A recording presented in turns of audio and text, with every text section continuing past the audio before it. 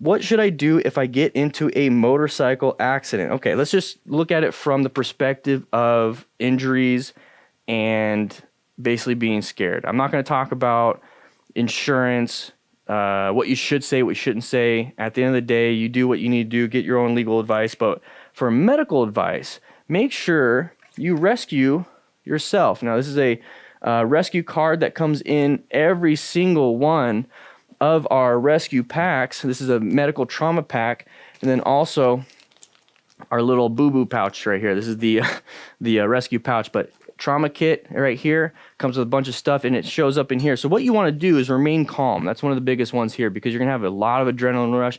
Let's say you're low-sided in a corner. It's just you. You didn't get hit too hard. You're not super hurt, but you're just like amped up. Okay, so first and foremost, let's do some breathing exercises. Okay, so we're going to do some somatic work where we're trying to down-regulate our nervous system and really get ourselves out of that reptilian brain, put ourselves in that prefrontal cortex so that we can actually think in an emergency, compartmentalize a little bit until afterwards we can process the emotions. Yeah, this is where we're going. So remain calm. What you want to do is breathe in as best you can. It's going to be hard for 5 seconds. Let it out 5 seconds. In 5 seconds. Let it out 5 seconds. What's that doing is that when you're in that adrenaline rush, you're breathing like that, and that's going to put you in that fight or flight. And what you're doing is resetting that and forcing your brain to be like, okay, we're actually safe. We're actually good. We have to think, and that's important. So remain calm. Now, ensure your own safety. So while you're trying to remain calm and breathe, what you're doing is walking to the side of the road. Don't stay on the road. It's not good. And if you still don't know what we're talking about here, we got the rescue booklet that comes with every single one of those. And you can also get this separately. And it also talks about how to do everything here. So remaining calm, stop major bleeds. We're going to talk about that. So ensure your own safety. Move off to the side. If you're by yourself and you have your phone, call 911. Get them rolling to the scene for EMS. You can always cancel and refuse transport service. They can't kidnap you if you say no, so don't worry about that too much. So you want to just basically not get hit by any other vehicles, okay? If your motorcycle's on fire, don't get burned, so ensuring your own safety. Stop major bleeds. Let's say you got a nice little gouge right here, okay? It's starting to spurt out blood, like pretty bad, bright red, pulsating with your heartbeat. Ooh, that's an artery. What you want to do is we have a tourniquet in our rescue packs, high and tight, put a tourniquet on. If it's not bleeding out crazy, it's not super emergency, we do have 4x4s and 5x9s, basically cotton, put it on there, pressure, and then wrap it, and then keep pressure on there until it stops. So usually about 5 minutes, okay? A little about 5 minutes. So stop major bleeds, make sure everything's good. We talk about that in that rescue booklet. It's basically a manual for how to use that trauma kit. And then you're going to want to quickly assess severity. Are you starting to like get dizzy? Are you losing blood? Do you feel like you're going to pass out? So at this point, just lay down. Okay, you want to make your body as simple as possible. Your heart doesn't have to pump against gravity to your brain. It could just pump side by side. The blood's going to, be easy to maneuver. So your blood pressure can stay nice and low, but still be functional. So lay down, because you don't want to have an unsinkable episode, fainting, and fall face first after you took your helmet off for some reason, because your blood pressure dropped, because you're having an adrenaline going, an adrenaline dump, and you feel tired. So just lay down until you feel good, until EMS shows up, until somebody comes to help. And then once you feel good, get up slowly, keep checking yourself, making sure everything's good. And that's what you should do after a motorcycle accident. All right, guys? Grab yourself a trauma kit. Get one of the rescue booklets. Let's make sure that we are staying safe. What should I do if I experience a flat tire while riding? Well, shoot, that sucks. You only have 2 of them. If your front tire is flat, all of a sudden it goes flat. Maybe you hit a speed bump, pothole, or whatever, and boom, it popped.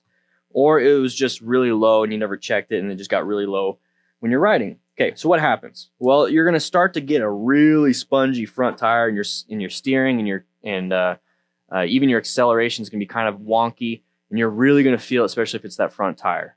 You're really going to feel it, and what you just need to do is roll off the throttle, utilize some of that back brake, because that front tire is not going to have that traction that it needs. It's going to have traction, but it's not going to have that stability it needs. That's what I'm trying to get at. So if you apply a lot of front brake, that's not going to be good. So use some rear brake and start pulling yourself off to the side of the road, downshifting, rolling off the throttle, doing whatever you need to do to handle that situation, but use that rear brake and pull off, and then hopefully you're able to stay upright, okay? If it's that rear tire, you're definitely going to feel like you're fishtailing. You're going to be like, woo, what the heck is going on? And you're going to, when you accelerate, it's going to feel awkward. When you use the rear brake, it's going to feel awkward. When you're turning, you're going to feel like that rear tire just doesn't want to follow you when you're turning. And that's not good. So you're going to have that weird feeling. You're going to kind of look back and you'll notice that you're low, but even then you might not be able to really see it if you have saddlebags and a few other things. So if that happens, it's the same concept, but kind of reversed. Just go ahead and roll off the throttle gently, get that friction zone, because remember that rear tire is spinning. And so if you do it too abruptly, it's going to chirp itself. Okay. If you've been a new rider at some point, you should know that, you know what that feels like, but now you don't have as much traction on that rear tire. So downshift smoothly, apply some front brakes, get off to the side of the road. Don't swerve to the side of the road, but with both situations, just try to gradually go to the side of the road, and then try to, at that point, use as much of that room on that side of the road, that shoulder, to slow down gradually and gradually and gradually. And then at that point, okay, there's plenty of people that like to plug their tires, call AAA, whatever it is, if you have Geico or whoever, or if you work with your dealership and they can tow you. That's one thing that happened to me, is that I had a rear tire blowout, and I just called up Harley. That's back when I had my Sportster. I called up Harley, and they came with a trailer, picked it up. I paid for the trailer fee. I think it was like $50 at the time. But you know, it's a crappy situation. It's not something you want to be a part of, but if it happens, it happens. Just don't panic. Same thing with rescue. Remain calm, ensure your own safety. That's the same thing for everything. Okay. Just stopping major bleeds is just, you know, a medical thing. It's just a medical thing. So yeah, that's what I think you should do if you experience a flat tire when riding. I think it's really important, and I think you guys can handle it. Don't worry too much. Just don't worry too much. Alrighty, what safety gear should I wear when riding in cold weather? Cold weather is relative.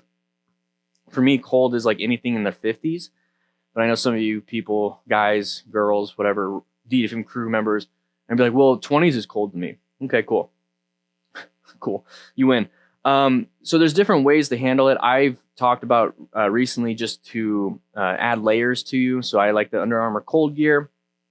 So my jacket, a shirt, Under Armour as the base layer, and constantly just adding layers. But sometimes that doesn't work, especially with the hands. You might need to get liners for your hands. You might need to get extra wool socks, really good wool socks for your boots, and then Under Armour cold gear, pants, liners, and stuff for your pants itself. One thing you can do is your jacket does have like a rain weather. You know what I'm talking about. It's that plastic in the inside. That can also help you with that cold air hitting you. It's going to hopefully disperse it like a windbreaker. If that doesn't work and you're still cold, you have to remember that the only reason why you wouldn't be cold is because you're retaining heat. Okay, so if your body, if you're like anemic or something, or if you're just a cold person, I'm a really warm person. I sleep really warm at night, and I'm just constantly warm. But there's a lot of people that are just really cold. They can't produce that heat to basically retain it within all those layers. So you might have to actually look into heated gear. Okay, so there's heated gear. Think of like a heated blanket, like a heated pad for those that get back pain, having menstrual cycle. You know what I'm talking about, cramps. So think of it like that. It's usually be like wires going through the fabric and everything, and it just heats up. Okay, so there is heated gear. There's heated jackets, heated gloves, heated boots, heated pants. I don't know if there's a heated helmet, but what I do with that is wear a balaclava and just kind of cover my eyes are open, but everything else, it's like a neoprene thing, like for skiers, and that's going to help me with that base layer, and that really helps. You want to have that neck protection too. You don't want cold air going in. So there's so many different options. If it is super cold, like really low temperature, and you just can't heat up because your body's not producing it, think of getting that external heating system going on. Maybe even like those camping glove warmer or hand warmers. Start putting them everywhere, but that can get expensive. You might drop a few. If it's just like a chilly day, get some base layers on. Just get some base layers on. Maybe pull over, do some jumping jacks and push-ups. But for the most part, the safety gear that you should have is motorcycle specific, and then also trying to protect your body heat. Okay, you don't want your hands cramping up in the middle of a corner. You don't want them to be slow to react when you need to do emergency braking, because you need to perceive, react, and then have braking distance for total stopping distance. So just wear some heated gear, look into it. Revzilla has some great stuff, links in the description for that. What is the safest way to ride a motorcycle? The safest way to ride a motorcycle is to, first and foremost, have the training involved to even be on a motorcycle. What's the safest way to go for a walk? Well, you don't want to go for a walk in the middle of the desert and not know where you're at with no water. You're not prepared. Okay, what about safest way to working out? Do you know what you're doing? Are you lifting too much weight?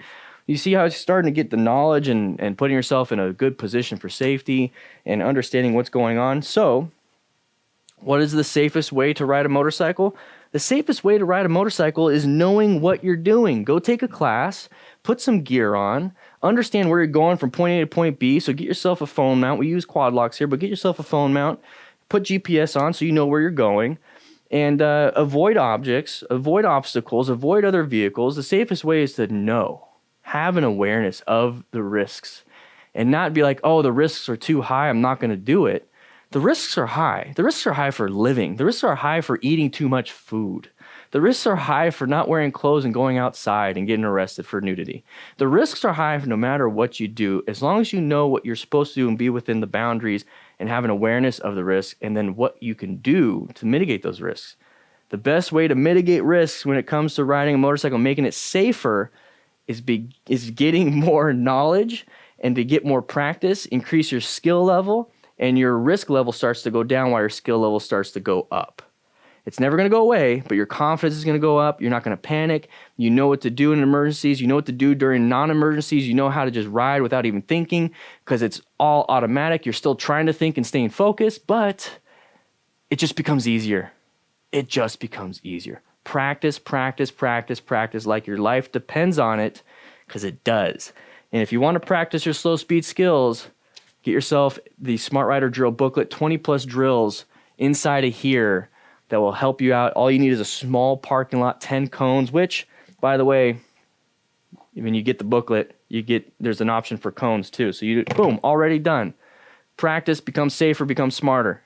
What is the best way to avoid road hazards while riding? Let me go ahead and grab Liam a glove holder. How to avoid road hazards? We talk about that all the time. Planning a ride is very, very important. Not just because, it's a very fun and easy acronym or mnemonic or whatever you want to call it. It's gonna protect you. So P on plan is position for safety. How to position for safety? You are constantly looking for a good line of sight. So you don't want to be right behind a vehicle. You want to be off to the sides or have a good space cushion so your line of sight's good. And that's the other thing. A good space cushion to the front. If you can have them to the sides, great. If you can have it behind you, great. Okay. Then also have at least one escape path or escape route. You want to have an option to get away, to have a swerve option, to do this or do that, whatever it is, just in case emergency braking or even emergency acceleration is not going to solve your problem. You might have to just dodge the object versus trying to get yourself out of that situation. So plan your ride. That's the P. Locate hazardous situations. So when it comes to just kind of like anything on the road, okay, we're really talking about like road surface hazards and any roadway users and all that stuff, but we typically find them in certain kinds of situations. We typically find roadway users or other vehicles, other people, other things that will get into the way that are supposed to be on the road. We typically run into them in intersections, in corners. It's a typical thing. Maybe on the on and off ramp on an interstate or highway, maybe a merge issue in a 2-lane road, but there's patterns involved there. But for the main stuff, we'll just stick to the main stuff here, is intersections and corners. So if we're coming up to an intersection, we're locating a hazardous situation, we should go into orange stage. And that's the other thing, the MTC awareness stages. Go into orange stage, cover those brakes, position for safety again, because the situation changed now. It's not a normal situation now. It's locating a hazardous situation. This is a hazardous situation. So readjust your position for safety. Keep looking now for a new escape route. Look for another position that's going to give you good line of sight. Look for another position that's going to give you space cushion. And if you're already in that position, great. That's great. Cover the brakes. get ready to actually swerve. And then the part that you really have to start thinking about is assessing. So PLA, assessing relevant threats. Okay, there's gonna be a bunch of vehicles parked on the side. Nobody's in them. Those aren't threats. They're not relevant. The relevant threat is somebody turning in front of you. The relevant threat is a pedestrian walking across the street when they're not supposed to. A relevant threat is when somebody's going to merge into you because they don't want to do a left or right turn. They want to go straight and you're in the middle lane. So you're constantly now scanning things to your left, right, forward, maybe checking your mirrors behind you. You have an escape path over here. You have a good space cushion. Okay, we're still coming towards the intersection. We're going through the intersection. Nothing happened. And now we're back into yellow stage and you're still kind of assessing, but it's like, okay, the hazardous situation's over. I'm in yellow stage. There's another intersection coming up. Let's go ahead and repeat the process, constantly positioning, constantly locating, constantly assessing. If there is something that is out there that is going to get you, like a left turner, or you're going too fast for the corner, you have to navigate active threats. Okay, gravity can be an active threat. Going too fast could be an active threat. You could be an active threat to yourself, but we're going to go and stick with the roadway users here. The car's turning left in front of you. Boom, active threat. You have to navigate that. You need to swerve. You need to accelerate out of it. You need to do emergency braking. You need to do something. And sometimes just doing the same thing you're currently doing might solve the problem. Allowing them to go because you already know you're not going to hit them. But here's the thing. This is an active threat. So they are in your path. So you're going to have to swerve, emergency brake, or accelerate out of there. You have to do something. Don't target fixate. So that is how you avoid road hazards while riding, is plan your ride. Position for safety, locate hazards or hazardous situations, assess relevant threats, navigate active threats. All right, everybody, we're going to be learning a little bit about how do I ride safely in wet conditions. Wet conditions, I mean, just think about it. Just really think about it. There's multiple reasons why that could be dangerous. Well, one, it's wet. Okay, so you're thinking about traction, your tires. That's one of the biggest ones that people really kind of go towards. Well, if you have good tires, good tread, they're not damaged, you did your checks beforehand, and you're actually keeping maintenance on your motorcycle, then the tires should be able to handle wet conditions. They are designed for that, unless you have like slicks or something, which is kind of weird and you're wanting to drift and everything. But if you have that, trust your tires. Also, though, you need to start thinking about how you can help your tires do its job better. And that's going to be slow and smooth. Smooth is fast. That's going to be the whole thing. That's going to be where you are accelerating smoothly. So not a little bit fast, like you're having fun normally when it's dry conditions, it's sunny out, tires are warm, and you're going from the stoplight to the other end of the intersection as quick as possible. Get to the speed limit as quick as possible. Don't do that.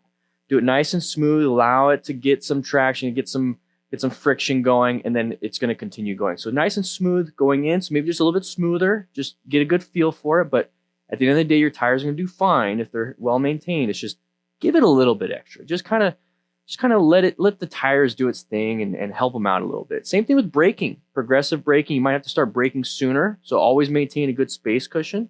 And then same thing with turning. So when it comes to traction, especially, obviously with your tires, it's acceleration, deceleration, and turning. Okay, so your tires need traction for all of those things.